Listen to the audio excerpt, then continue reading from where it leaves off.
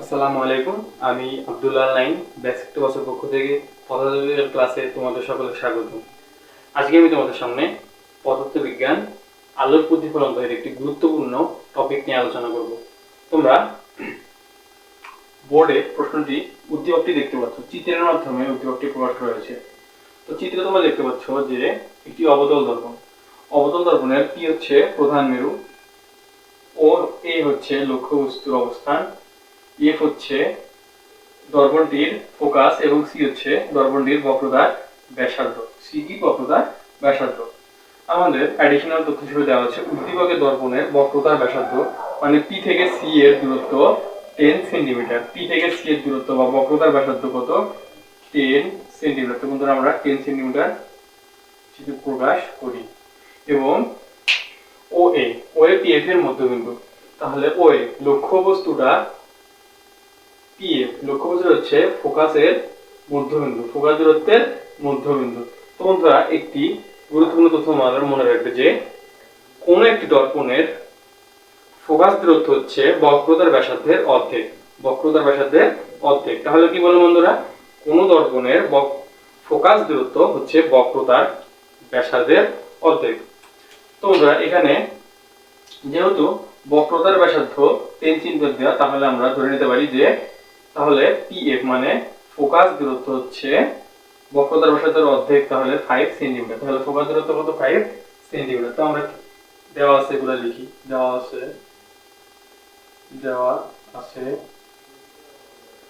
হচ্ছে বক্রতার ব্যাসার্ধ আর আমরা আর দ্বারা প্রকাশ করি, তাহলে আর ইকুয়াল টু 10 সেন্টিমিটার। আর কত? 10 সেন্টিমিটার। তাহলে এখন আমরা কি ফোকাস দূরত্ব, তাহলে ফোকাস দূরত্ব কি? বক্রতার ব্যাসার্ধের অর্ধেক। তাহলে ফোকাস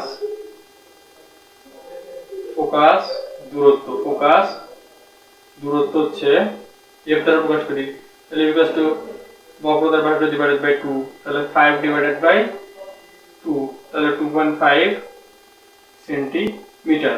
তাহলে আমরা কি পেলাম? ফোকাস দূরত্ব মানে পিএফ এর দূরত্ব হচ্ছে 2.5 সেন্টিমিটার। তোমাদের আরেকটি তথ্য দেওয়া আছে ও এ পিএফ এর মধ্যবিন্দু, মানে লক্ষ্যবস্তুটা ফোকাস দূরত্বের মধ্যবিন্দুতে আছে।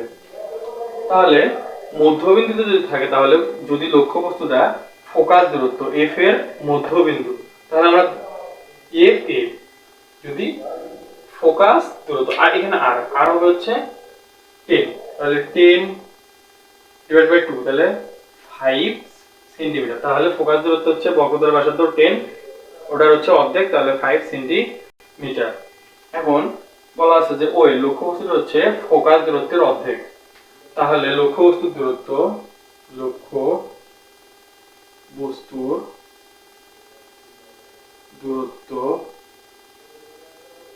ইউ ইকুয়ালস টু, তাহলে ফোকাস দূরত্বের অর্ধেক, লক্ষ্যবস্তুটার অবস্থান হচ্ছে ফোকাস দূরত্বের অর্ধেক, তাহলে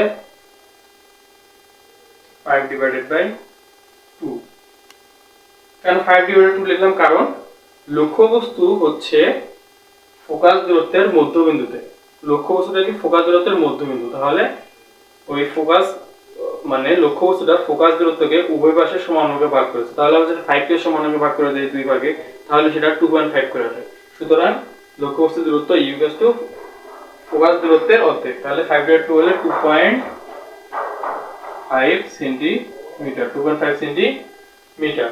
তাহলে আমাদের কি নির্ণয় করতে হবে? প্রশ্নে বলা আছে কি বিম্বের অবস্থান গাণিতিকভাবে ব্যাখ্যা করো। তাহলে বিম্বের অবস্থান হচ্ছে v equals to on, v equals to on. বন্ধুরা এই ওদের একটি গুরুত্বপূর্ণ সূত্র হচ্ছে 1 divided by u plus 1 divided by v equals to 1 divided by f। 1 divided by f। তোমরা সবাই সূত্রটি খুব সুন্দরভাবে মুখস্থ করে দিবে। তো বন্ধুরা চলো আমরা উত্তর করা শুরু করি। आंसर আমরা জানি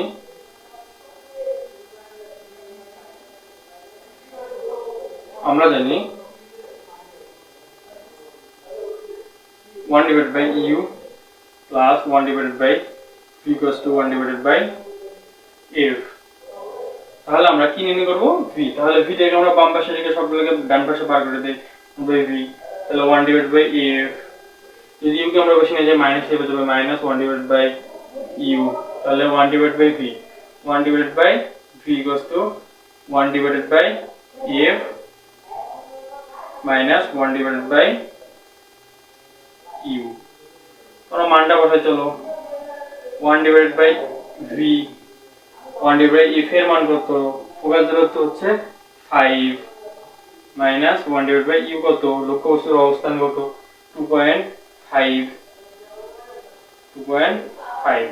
তো বন্ধুরা এখন আমাদের কি করতে হবে, 5 এবং 2.5 এর লসাগু, 5 এবং 2.5 এর লসাগু করলে আমরা কি পাবো, 5 পাবো। তাহলে আমরা লসাগুটি লিখি চলো, 5 এবং 5 কে যদি 5 দিয়ে ভাগ করি তাহলে 1 হবে, 1 কে যদি 1 দ্বারা গুণ করি তাহলে 1 হবে। যদি আমরা 5 কে 2.5 দ্বারা ভাগ করি তাহলে কি হবে, 2 হবে। 2 দিয়ে যদি আমরা 1 কে গুণ করি তাহলে 2 ই হবে। তাহলে 1 divide by v, 1 minus 2 minus 1 divided by 5 minus 1 divided by 5। তাহলে v equals to আমরা কি পাবো, v equals to তাহলে r এর গুণ করলে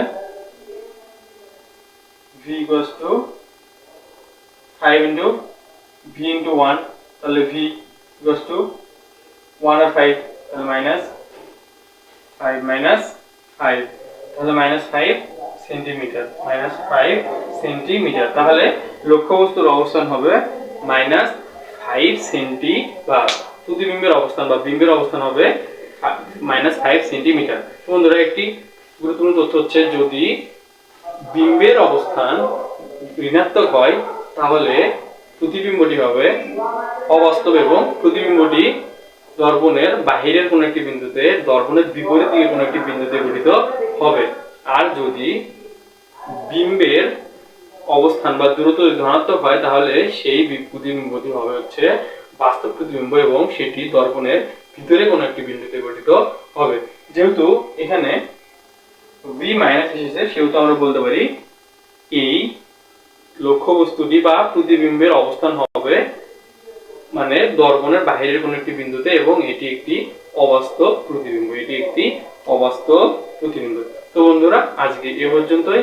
পরবর্তীতে তোমাদের সাথে আরো নতুন কোনো ভিডিও নিয়ে দেখা হবে। ততদিন পর্যন্ত ভালো থেকো, সুস্থ থেকো এবং বেসিক টিপসের সাথেই থেকো। ধন্যবাদ সকলকে। আসসালামু আলাইকুম ওয়া রাহমাতুল্লাহি ওয়া বারাকাতুহু।